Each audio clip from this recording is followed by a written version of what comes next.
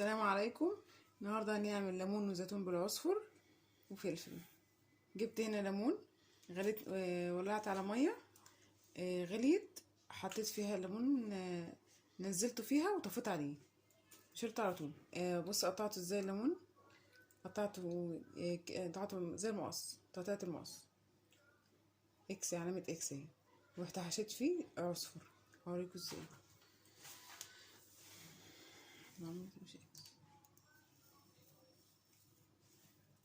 بحط جوه العصفر كده بس كده. حشيت الليمون ده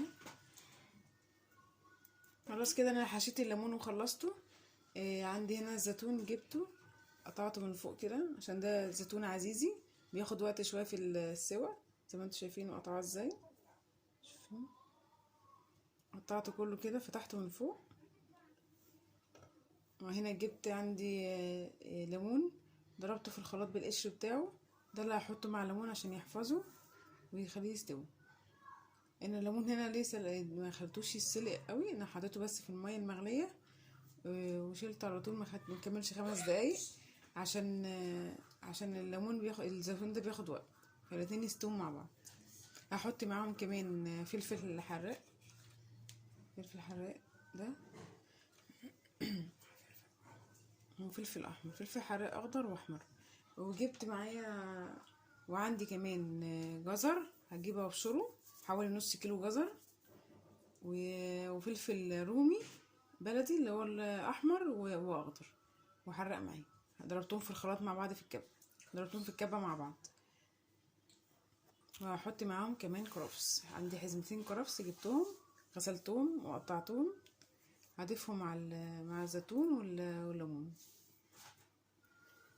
انا هنا جبت البصل، الجزر سوري، بشرته زي ما انتم شايفين كده من المبشره، وقطعت الكرفس عليه.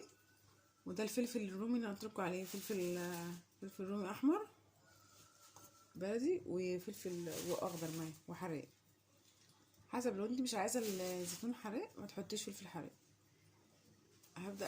هبدا اقلبهم مع بعض، احطهم مع بعض كده. دي طريقه مختلفه شويه عن طريقه الزيتون العادي. انا كنت عامله طريقه تانية بس ما كانش فيها عصفر ولا الجزر ولا الكرفس ولا الفلفل الرومي ده. هو ليه كذا طريقه بتعمل بيها الزيتون. في نوعين من الزيتون، في زيتون تفاحي وفي زيتون العزيز. انا قلت التفاحي اللي هو كبير شويه ده ما بياخدش وقت في السوا.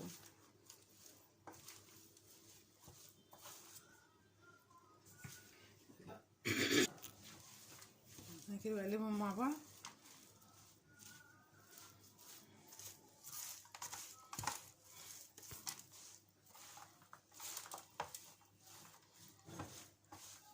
عشان لازم اقلبهم كويس عشان يدخلوا مع بعض. عشان لما احط لهم، عشان انا بعملهم ازاي، بحط رق زيتون، وبعدين رق من جزر الخلطه دي، وبعدين رق ليمون، وبعدين رق من الخلطه دي. هفضل اعملهم رقات، هوريكم ازاي. فبقلبهم كويس بس عشان يبقوا كل المكونات دخلت مع بعضها.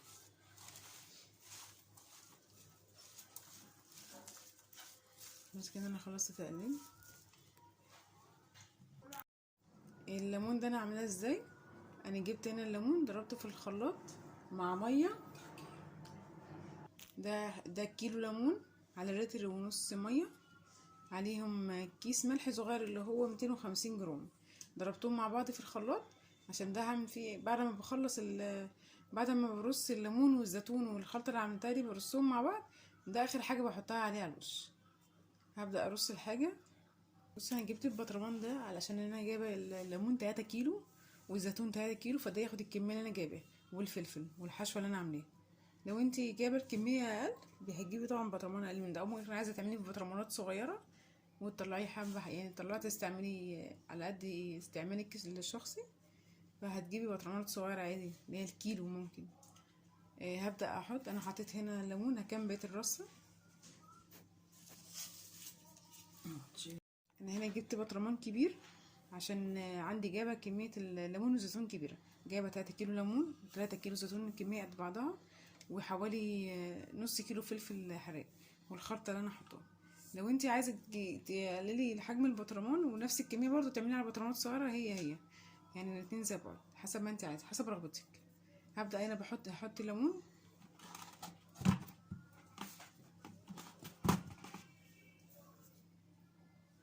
هعمله رقرق، احط عليه الخلطه اللي انا عاملاها، خلطه الجزر، كرفس، فلفل رومي. ابدا احط الجزر، حطيت الجزر خلاص، احط الزيتون،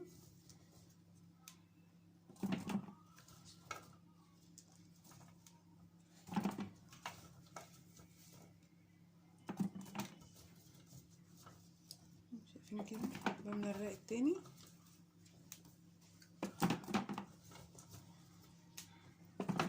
خلاص كده خلصت الرق، احط رق الليمون، رق ليمون كمان، وبعدين احط الجزر.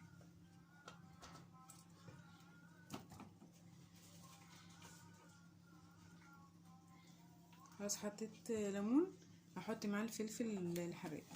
مش عايزه فلفل حراق خلاص، ده حسب رغبتك انت، حسب رغبتك واللي انت عايزاه. حطيت فلفل حراق،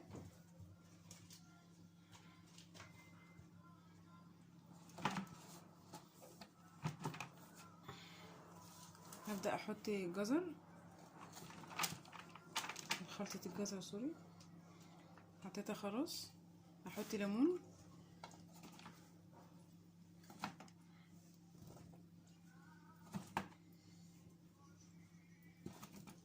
الزيتون ده بياخد وقت شويه، فتره كبيره في السوا عن الزيتون العادي، عشان ده زيتون، بص الزيتون الصغير ده الزيتون العزيزي صغير، التاني كبير شويه. احط رق زيتون،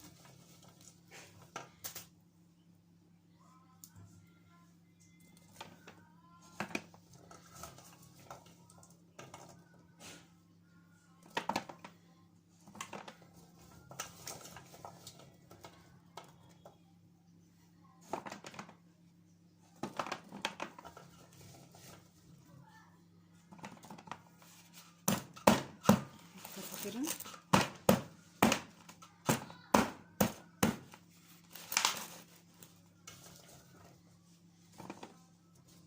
احط الزيتون، حطيت رق كويس، احط عليه خلطة الجزر، اضغط عليه كده، عايزه اضغط عليه عشان ادخل ادخلهم كبار شويه عشان ميبقاش في فراغ بينهم.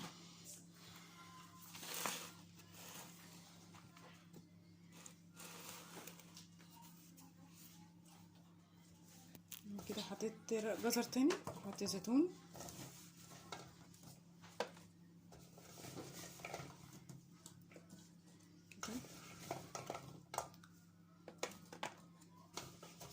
بص لازم اضغط عليه عشان ميبقاش فراغات، اضغط عليه بايديا كده، اضغط جامد يعني عشان ميبقاش فراغات بينهم، لان انا بحط رق ف لازم اضغط عليه عشان بقى لو في فراغات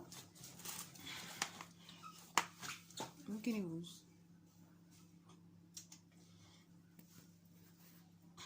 انا هنا بحط حطيت رق ليمون تاني،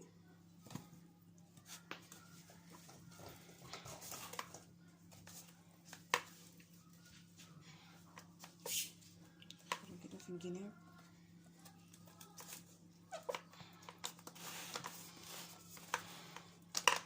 دي مش طريقتي، دي طريقة مامتي، مامتي اللي بتعمله معايا.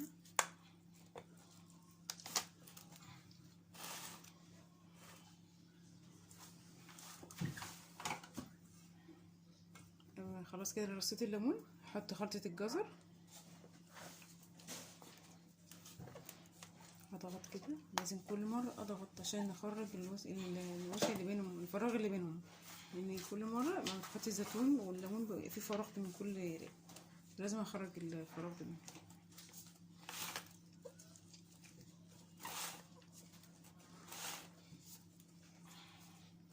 بس كده هنا بعد ما عملت اخر رق ليمون وحطيت عليه جزر مبشور، بجيب ليمون عادي، بقطعه نصين وبعصره على خلطة الجزر والليمون وال... والزيتون. ببدأ بص بعصره ازاي، بعصره واحط القشر مش برميه، عشان ده يحفظه من على الوش. يعني لو حصل اي عفونة اي حاجة او حصل الريم على الوش، يبقى هو اللي حفظه الليمون. بعصره كده واسيبه. انا خلاص هنا عصرت الليمون حوالي 10 ليمونات، انا عصرتهم على الوش، عصرتهم وحطيت القشر بتاعهم معاهم. ده عشان يحفظه. خلاص فاضل ايه، احط الليمون اللي انا وريتهولكوا اللي هو الكيلو ليمون، وعليه لتر ونص ميه، وعليه كيس ملح اللي هو ربع كيلو ملح. هبدا احطه كده عليه.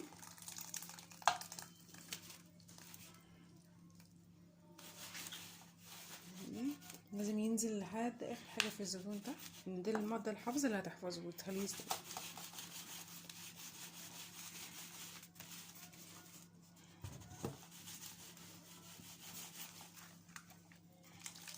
شويه شويه هحط الليمون وهبدا اخليه ينزل لحد الاخر، لحد ما يملى الزيتون كله، يملى البطرمان كله بالعصير اللي انا عاملاه.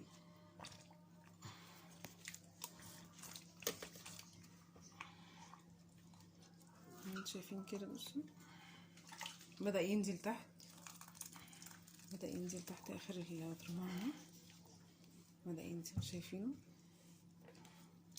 اهو بدأ يبان.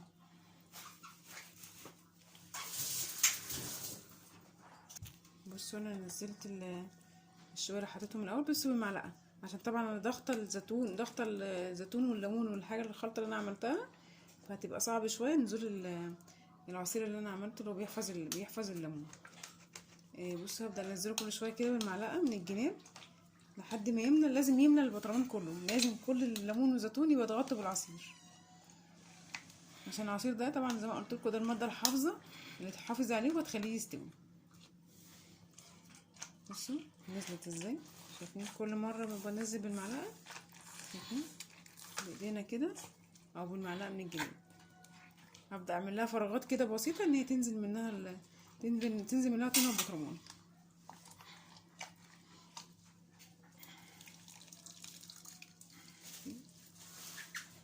عامله افرغ بالمعلقه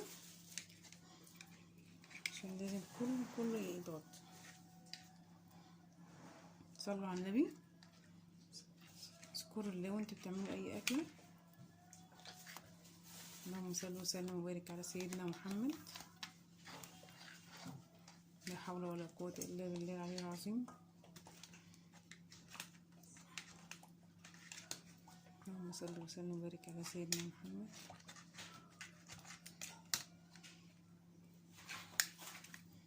زي ما انتوا شايفين كده لحد ما اوصل للي انا عايزاه، ان انا اغطي كل الزيتون ده الماده الحافظه دي. بصوا هنا خلاص شايفين الزيتون كله اتملى عصير الليمون اللي انا عاملاه. انا كده وصلت للدرجه اللي انا عايزاها، ان انا املى كل البطرمان بالعصير ده. خلاص بصوا يا نيتو، خلاص هو كده مبقاش فيه فراغ ينزل تاني. خلاص انا لازم املاها على الاخر يكون مغطي الزيتون. هبدا احطها بس عليه على الوش، بحط عليه عصفر وشويه زيت صغيرين، احطهم كده وادخلهم مع الليمون. العصفر ده بيدي نكهة تانية مختلفة خالص عن الزيتون اللي هو السادة من غير عصفر. ندخله كده كويس، هحط عليه زيت على الوش برضو، ده بيحفظه مع الليمون، مع عصير الليمون اللي انا عاملاه. هبدأ خلاص كده انا خلصت، عملت العصفر خلطته مع الليمون، احط معاه الزيت، احط زيت على الوش بس، اغطيه بس كده، كمية مش كبيرة يعني، دي بتبقى اخر حاجة بحطها. خلاص كده انا بعد ما خلصت بعمل حاجة، مش بقفل غطا البطرمان على طول، انا بجيب كيس بحطه عليه قبل الغطا عشان يحافظ عليه وما يخليش يبقى فيه هوا يخش له، عشان بسيبه فترة كبيرة يعني ممكن ياخد له حوالي شهر تقريبا، شهر تقريبا. لازم اكون قافله عليه كويس ومحكم الغطا. بس انا قفلت عليه كويس كده. بصوا، هي ماما قالت لي ان ده بيقعد اكتر من شهر، يعني ممكن يقعد شهر ونص شهرين عشان يستوي، عشان ده عزيزي. ف وبعد ما يستوي ممكن يقعد معاكي السنه كلها زي ما هو، ما يجربوش حاجه قدام انتي عملتي له الماده الحافظه بتاعته كويس اللي احنا عملناها. بصوا انا بعد ما قفلت البطرمان، ماما قالت لي لسه حاجه بس ناقصه، اللي هي بحط سكر على الوش. دي برضو ماده حافظه بتحفظه، فانا هحط معلقه سكر كبيره ومعلقه كمان، معلقتين كبار سكر على الوش تحفظه. زي ما انا قلت لكم في الاول، دي مش طريقتي، دي طريقه ماما، هي واقفه بتعمله معايا. انا بس بقول لكم الوصفه بس. هننزله بس كده سنه بسيطه، لان هو اوريدي البطرمان مليان على الاخر، مفيش ورق ينزل تحت، بس هو يحفظه من على الوش.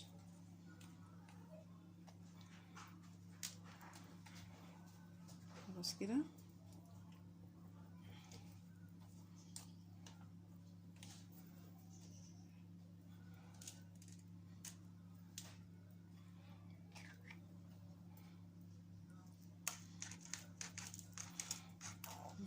اللهم صل وسلم وبارك على سيدنا محمد.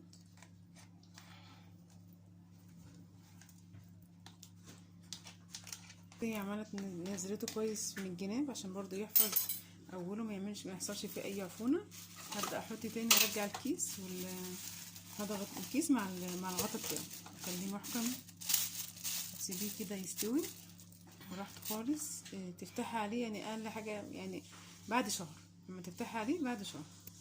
وبعد كده تجلس معاك عليه مثلا لغايه اخر النهار. ماما بتقول هتقلبه كده زي ما انتوا شايفينه، قلبته عشان الخليط اللي فوق يدخل تحت واللي تحت يرجع فوق، يعني يخش كله مع بعض. الخلطه انا حاططها فوق اللي هي السكر والزيت والعسل وكل حاجه حطيناها، والليمون اللي انا حطاه على الوش. فده شايفين بيعمل بقديش صغير كده، انتوا مش شايفينه.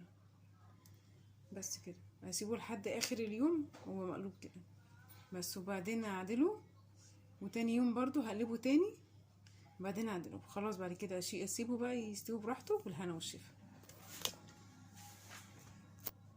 خلاص كده انا خلصت وصفه. انا عملته كده يعني، هو عملته كده عشان كل حاجه، بس كل الخليط ياخد العصير اللي انا عاملاه، عصير الليمون اللي هو الماده الحافظه. خلاص انا عملته كده. جربوه ان شاء الله هيعجبكم.